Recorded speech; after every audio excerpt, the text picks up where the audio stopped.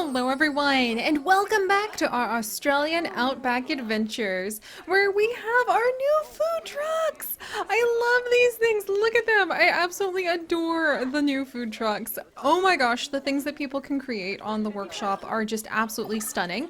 And our guests really adore them because they finally have something to drink on these hot days. And it looks like we have some protesters coming. Great! Thor, what the heck? Dude! You ended up getting so many protesters here and getting me fined. He is such a troublemaker, you guys.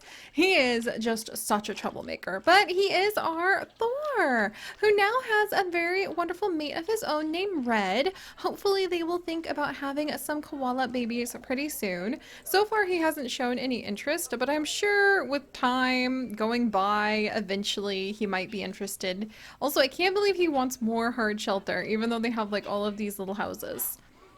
I guess he's just so stubborn. You were just so stubborn, Thor. He is constantly getting us into trouble. I can't wait to have his great-great-great-grandkids and just be able to like celebrate the wildness that has been life with Thor. But alright, so welcome back everyone. Let's go ahead and cool these protesters off.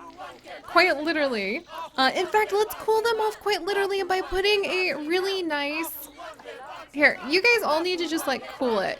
Thor's fine. Okay, now they're leaving the zoo, thank goodness. But let's actually cool all of these guys off quite literally by coming on over. We're going to actually see if I can find like a nice shade area. Let's see. A nice, like, here are some, oh, these are so cool. Look at these sunshades. They actually would look really good in this kind of area, in the kind of, like, outback zones we have. Okay, those are really cool. Here's an Arctic shade. I need to see if I have any more, like, little shade spots. We have a shade roof here, which is kind of awesome, but not quite what I'm looking for. That's really fun. Wow. I mean, those would look pretty cool just to kind of like have a few of those, maybe half in the koala spot, half out. Oh, they're extremely expensive. Oh my, I think I'm gonna keep the $5,000 to myself for now. I guessed I was gonna give them like a nice shady area to relax in, but that kind of took me aback a little bit. Here's some sunshade triangles that we could put down. The sunshade triangles would actually be kind of cool. Quite literally. Do you get it? Do you get it? All right, let's see if we can try that instead. So this is the New World shade post. Okay, so there are actually a lot of like New World wooden shade. So there's a few things that you can like build, a copper pentagon. But man, it is a little bit more effort to like build these sunshade things than to just have them pre-made for you. So maybe I'll have to look on the workshop and see if we can cool off our guest by having some sunshades created for us. Okay, like that's not so bad.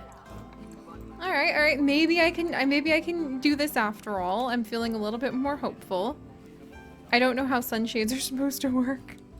So give me just a second. Okay. I mean, that kinda, I see. We could either do that, or I could just have a path. All right, you know what, guys? Oh, that's cute. Okay, I will actually take this little beam thing. This'll do. All right, so what if I put like a beam there, and then we raised the sunshade to this edge? See, maybe we can make this work. And then I can actually change the colors of the shades as well if we wanted to. So we could kind of do, oh, look at that. More of like an outbacky hue there. That's so nice. Outbacky hue basically meaning the dusty red color of the soil that I really associate with the Australian outback, just from popular culture. It seems to be filled with a lot more grass than I was expecting in some areas when you're not talking about the deserts. Whenever I am doing more research about Australia, which is quite a lot lately. It has been so much fun over the past few weeks to just learn more and more and more about the different animals that make up the Australian wilderness, and also, there we go, the history too. Oh, the evolutionary history is really one of the things that gets me the most when it comes to what I've been studying. Alright, we need to scooch this thing over a little bit. Here we go. And then maybe get the sunshade down just a little bit.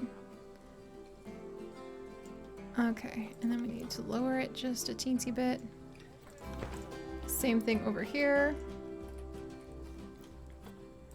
Ah, the details.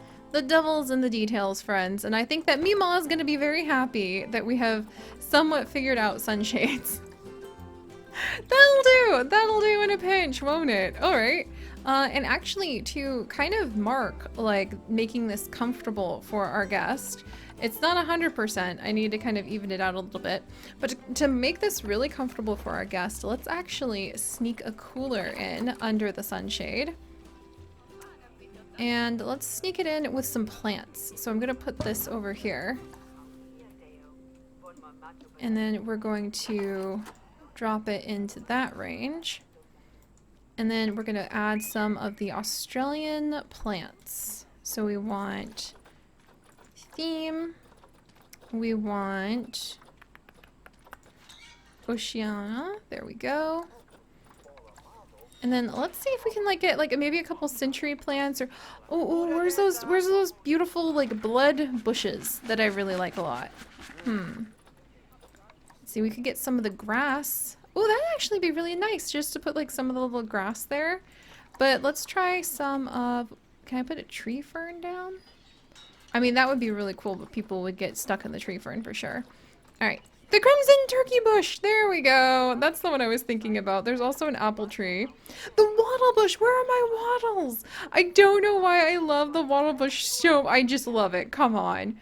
I don't know why I love the wattle bush as much as I do, but I do. And then we can put the wattle bush down there. And we can kind of work with the wattles, I think. Alright. So there's two things selected. And let's just merge all of those, and then we'll see if that can make our guest feel pretty happy. So now they have some shade to cool off when they come to visit Thor, who is quite the handful, and I really hope, come on, I really hope you're eyeing up that lovely female we put in there for you, Thor. But alright, so now that adequately distracted me for a hot minute and actually gives us an excuse to be able to come on in and put down some more nice little pavilions of shade for our guest elsewhere. We're going to repeat this trick in a couple more places. And then that should make our guest feel a lot more comfortable. We've started to get more people in here since we added in the camels too, which is nice. Alright, let's put down a couple benches. We're going to go ahead and grab, there we go, more bins. I love that. I love that. Alright, so... where were we? Before I got completely distracted. I think we were taking care of our camels, who are part of the research that we're doing for, part of the research that we are actually doing for the Chinese animals right now. And we have some fighting going on because Cooper has some grown sons now. Good job, Cooper. So Cooper here in Haley's hayfield actually has...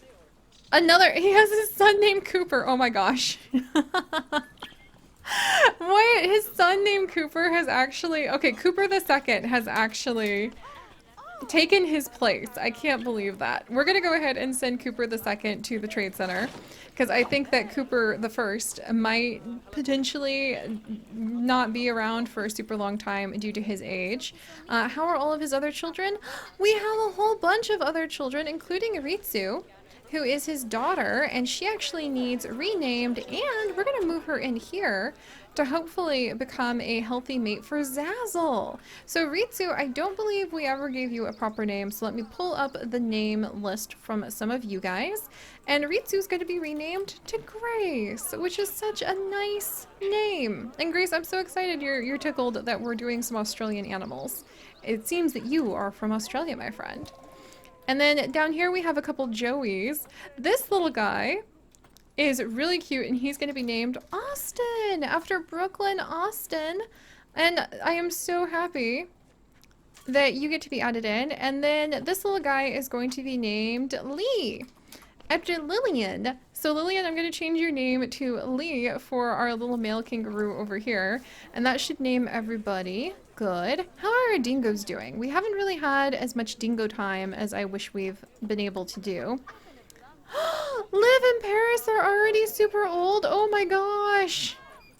Oh, they're 5-star, but they're already super old, and they've got their son, Fiery. And I think we'll just have to wait. How long do dingoes live? They can no longer breed. Wait, no. Their age of sexual sterility is till death, so they might have more puppies. We'll have to wait and see. They've got plenty of time. They're only 10.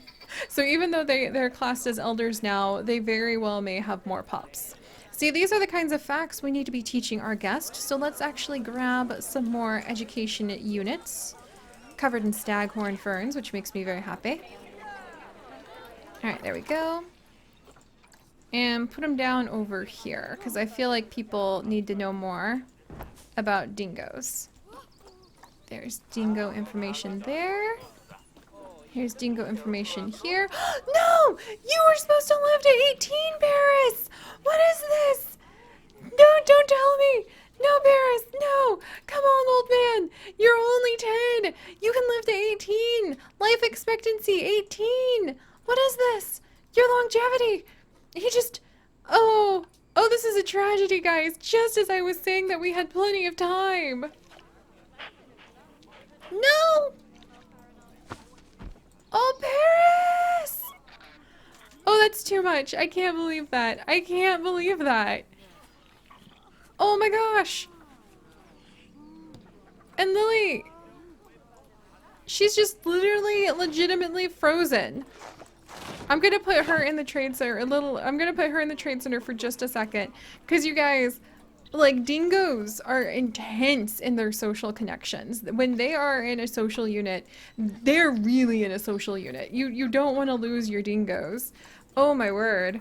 Okay, I'm gonna see if we can get ourselves a healthy female of some kind.